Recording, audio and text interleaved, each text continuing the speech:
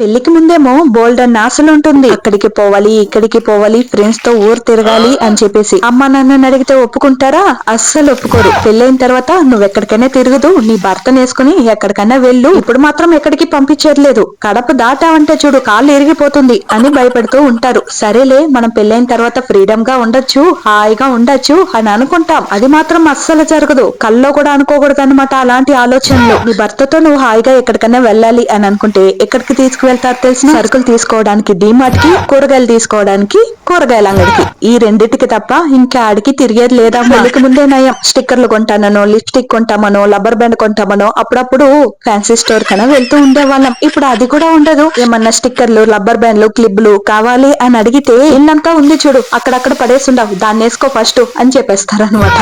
So అలాంటి ఆశలన్నీ పెట్టుకోకండి. పెళ్లికి ముందే ఎక్కడ తిరగాలని తిరగండి, చాలా సేఫ్టీగా తిరగండి. పెళ్ళైనాక బ్యాగులు పట్టుకుని సరుకులు తేవడానికి, కూరగాయలు తేవడానికి మాత్రమే బయటకు వెళ్తాం, కానీ ఇలాంటివన్నీ ఉండవు. సో ఏదున్నా ముందే చూసుకోండి అబ్బా.